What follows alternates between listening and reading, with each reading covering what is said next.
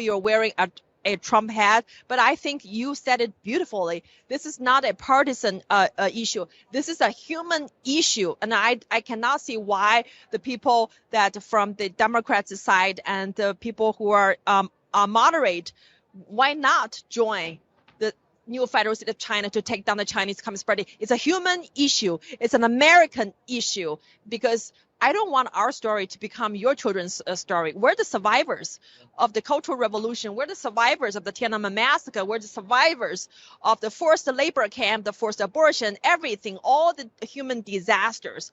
So we don't want our story to become your children's story.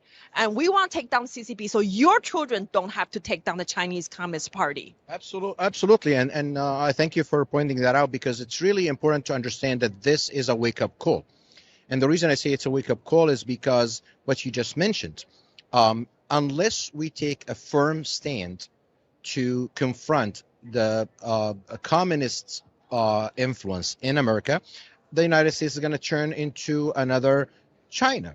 And nobody wants that, whether they're Democrats, Republicans or independents. Nobody really wants that in America. But it's also important to understand that one of the vulnerabilities that we have in our democracy is something that the Chinese Communist Party has exploited, using our laws and our democracy and infiltrated, turning our freedom against us by infiltrating every aspect of our lives, whether it's the Chinese products that are flooding the markets in the U.S. at a really cheap rate due to child labor and sweatshops in China. And Americans in general have to take a stand and refuse and start supporting American products so that they stop helping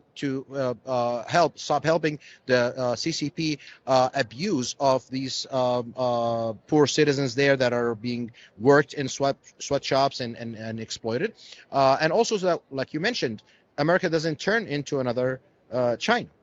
And we still want to uphold our laws, and we still want to uphold our democracy. However, we have to be smart about confronting the penetration, that exploitation of our laws and our freedom. We want to remain a capitalist society, and we want to remain a sovereign society. So we have to start confronting these funds and these influences that penetrated political campaigns and politicians and so on, and we'll take a stand to reference any action that is being taken in the country, whether that applies to our democracy or that advances more socialism and more communism into the United States.